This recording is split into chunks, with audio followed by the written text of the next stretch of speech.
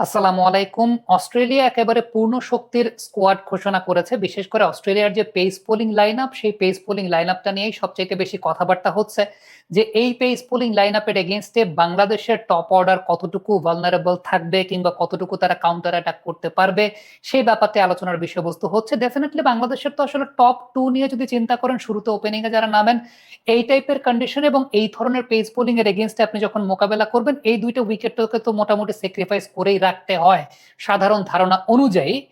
তবে যেই কন্ডিশনে আসলে খেলা হচ্ছে, ডারউইনের কথা বলি কিংবা ম্যাকের কথা বলি, এই দুইটা অঞ্চল কিন্তু মূলত আসলে অস্ট্রেলিয়ার নর্দার্ন ট্রপিক্যাল অঞ্চলে অবস্থিত এবং বছরের এই সময়টাতে ওয়েদারটা অনেক বেশি মাত্রায় ড্রাই থাকে এবং পিচের উপর সেখানকার ওয়েদারের একটা অনেক বড় ইম্প্যাক্টের জায়গা থাকে। সত্যি কথা বলতে বাংলাদেশের যে আসলে টপ অর্ডারের ব্যাটিং ভালনারেবিলিটি, সেখানে আসলে কোনো ওয়েদার ফ্যাক্টরও আসলে কাজ করে না। এই কোয়ালিটির পেস বোলিং এর এগেইনস্টে বাংলাদেশ সবসময় আসলে ভালনারেবল থাকে।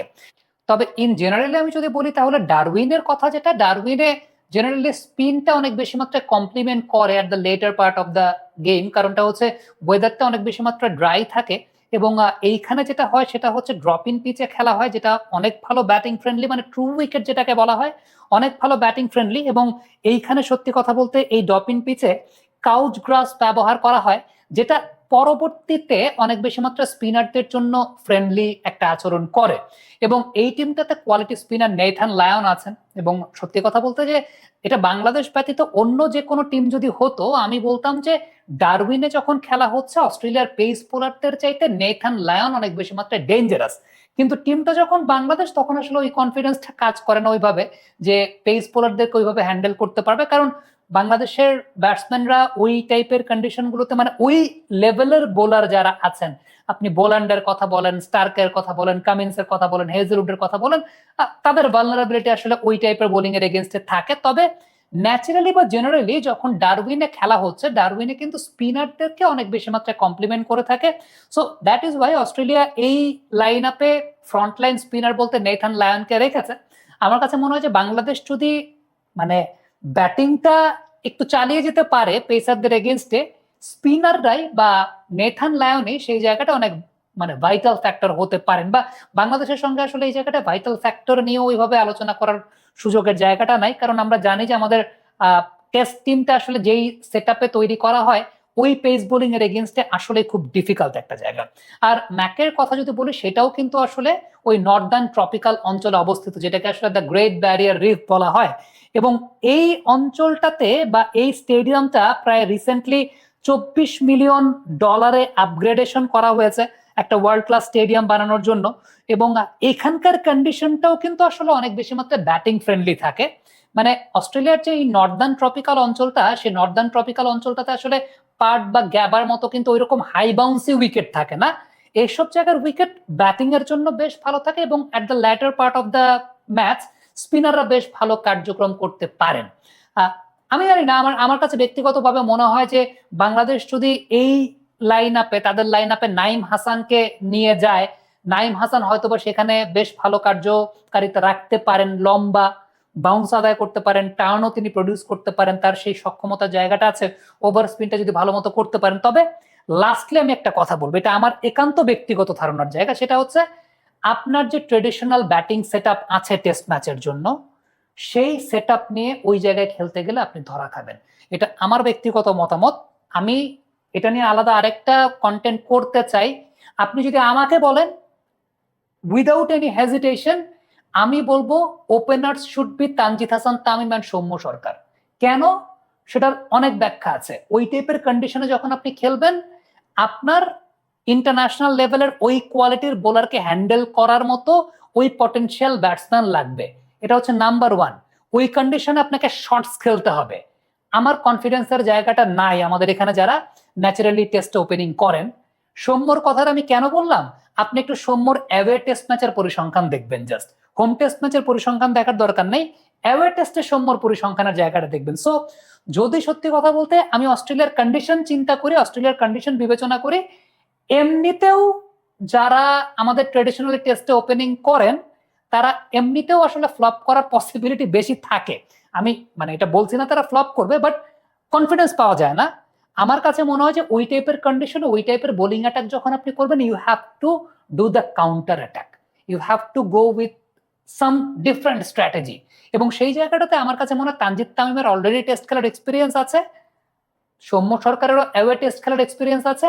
ওই টাইপের কন্ডিশন গুলোতে যখন আপনি খেলবেন এবং ওই লেভেলের বোলিং অ্যাটাক যখন খেলবেন, আমার মনে হয় you have to do the counter attack. এবং কাউন্টার অ্যাটাকের জন্য, এটা আমার ব্যক্তিগত ধারণা, Tanzid Tamim, Soumya Sarkar, they can be the openers for Bangladesh for this two test matches. আমি অন্য টেস্ট ম্যাচের ক্ষেত্রে বলছি না, for this two test matches Tanzid Tamim এবং সৌম্য সরকার আমার পার্সোনাল চয়েসের জায়গা। কমেন্ট বক্সে আপনাদের মন্তব্য মতামত জানতে চাই। আসসালামু আলাইকুম। অস্ট্রেলিয়া একেবারে পূর্ণ শক্তির স্কোয়াড ঘোষণা করেছে। বিশেষ করে অস্ট্রেলিয়ার যে পেস বোলিং লাইন আপ, সেই পেস বোলিং লাইন আপটা নিয়েই সবচেয়ে বেশি কথাবার্তা হচ্ছে যে এই পেস বোলিং লাইন আপের এগেনস্টে বাংলাদেশের টপ অর্ডার কতটুকু ভালনারেবল থাকবে কিংবা কতটুকু তারা কাউন্টার অ্যাটাক করতে পারবে, সেই ব্যাপারটি আলোচনার বিষয়বস্তু হচ্ছে। ডেফিনেটলি বাংলাদেশের তো আসলে টপ 2 নিয়ে যদি চিন্তা করেন, শুরুতে ওপেনিং এ যারা নামেন, এই টাইপের কন্ডিশন এবং এই ধরনের পেস বোলিং এর এগেনস্টে আপনি যখন মোকাবেলা করবেন, এই দুইটা উইকেটটাকে তো মোটামুটি স্যাক্রিফাইস করেই রাখতে হয় সাধারণ ধারণা অনুযায়ী। তবে যেই কন্ডিশনে আসলে খেলা হচ্ছে, ডারউইনের কথা বলি কিংবা ম্যাকের কথা বলি, এই দুইটা অঞ্চল কিন্তু মূলত আসলে অস্ট্রেলিয়ার নর্দার্ন ট্রপিক্যাল অঞ্চলে অবস্থিত এবং বছরের এই সময়টাতে ওয়েদারটা অনেক বেশি মাত্রায় ড্রাই থাকে এবং পিচের উপর সেখানকার ওয়েদারের একটা অনেক বড় ইম্প্যাক্টের জায়গা থাকে। সত্যি কথা বলতে বাংলাদেশের যে আসলে টপ অর্ডারের ব্যাটিং ভালনারেবিলিটি, সেখানে আসলে কোনো ওয়েদার ফ্যাক্টরও আসলে কাজ করে না। এই কোয়ালিটির পেস বোলিং এর এগেইনস্টে বাংলাদেশ সবসময় আসলে ভালনারেবল থাকে।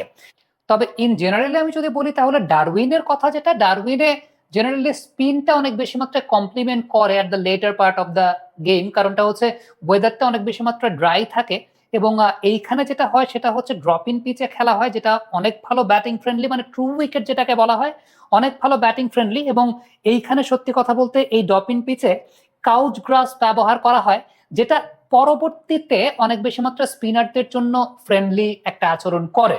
এবং এই টিমটাতে কোয়ালিটি স্পিনার নেথান লায়ন আছেন। এবং সত্যি কথা বলতে যে এটা বাংলাদেশ ব্যতীত অন্য যে কোনো টিম যদি হতো, আমি বলতাম যে ডারউইনে যখন খেলা হচ্ছে অস্ট্রেলিয়ার পেস বোলারদের চাইতে নেথান লায়ন অনেক বেশি মাত্রায় dangerous.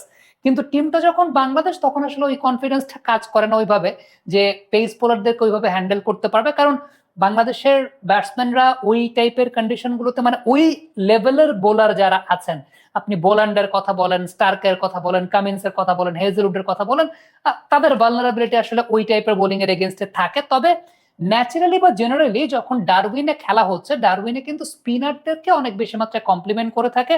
So that is Y Australia এই লাইন আপে ফ্রন্ট লাইন স্পিনার বলতে নেথান লায়নকে রেখেছে।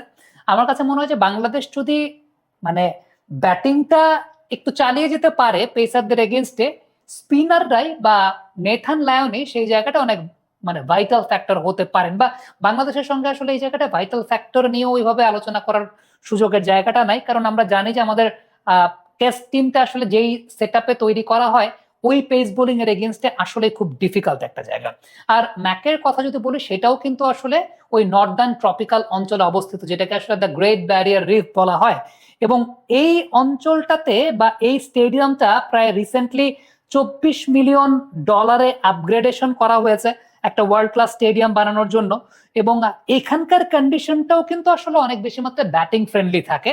মানে অস্ট্রেলিয়ার যে এই নর্দার্ন ট্রপিক্যাল অঞ্চলটা, সেই নর্দার্ন ট্রপিক্যাল অঞ্চলটাতে আসলে পার্ট বা গ্যাবার মতো কিন্তু ওইরকম হাই বাউন্সি উইকেট থাকে না। এইসব জায়গার উইকেট ব্যাটিং এর জন্য বেশ ভালো থাকে এবং at the latter part of the match স্পিনাররা বেশ ভালো কার্যক্রম করতে পারেন।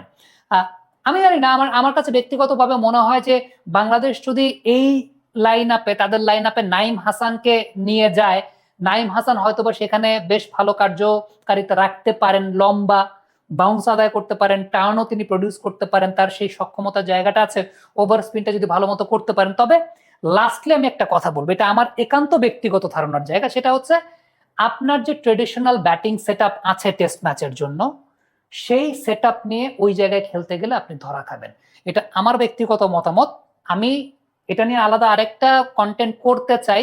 আপনি যদি আমাকে বলেন উইদাউট এনি হেজিটেশন, আমি বলবো openers should be Tanzid Hasan Tamim and Soumya Sarkar. কেন? সেটার অনেক ব্যাখ্যা আছে। ওই টাইপের কন্ডিশনে যখন আপনি খেলবেন, আপনার ইন্টারন্যাশনাল লেভেলের ওই কোয়ালিটির বোলারকে হ্যান্ডেল করার মতো ওই পটেনশিয়াল ব্যাটসম্যান লাগবে। এটা হচ্ছে নাম্বার ওয়ান। ওই কন্ডিশনে আপনাকে শর্টস খেলতে হবে। আমার কনফিডেন্সের জায়গাটা নাই আমাদের এখানে যারা ন্যাচারালি টেস্ট ওপেনিং করেন। সৌম্যর কথাটা আমি কেন বললাম, আপনি একটু সৌম্যর অ্যাওয়ে টেস্ট ম্যাচের পরিসংখ্যান দেখবেন, জাস্ট হোম টেস্ট ম্যাচের পরিসংখ্যান দেখার দরকার নেই, অ্যাওয়ে টেস্টে সৌম্যর পরিসংখ্যানের জায়গাটা দেখবেন। সো যদি সত্যি কথা বলতে আমি অস্ট্রেলিয়ার কন্ডিশন চিন্তা করি, অস্ট্রেলিয়ার কন্ডিশন বিবেচনা করি, এমনিতেও যারা আমাদের ট্রেডিশনালি টেস্টে ওপেনিং করেন তারা এমনিতেও আসলে ফ্লপ করার পসিবিলিটি বেশি থাকে।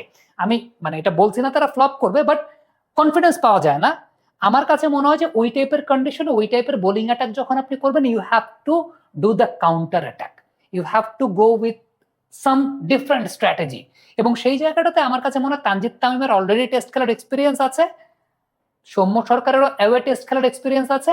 ওই টাইপের কন্ডিশনগুলোতে যখন আপনি খেলবেন এবং ওই লেভেলের বোলিং অ্যাটাক যখন খেলবেন, আমার মনে হয় you have to do the counter attack. এবং কাউন্টার অ্যাটাকের জন্য, এটা আমার ব্যক্তিগত ধারণা, Tanzid Tamim, Soumya Sarkar, they can be the openers for Bangladesh for this two test matches. আমি অন্য টেস্ট ম্যাচের ক্ষেত্রে বলছি না, for this two test matches Tanzid Tamim এবং সৌম্য সরকার আমার পার্সোনাল চয়েসের জায়গা। কমেন্ট বক্সে আপনাদের মন্তব্য মতামত জানতে চাই।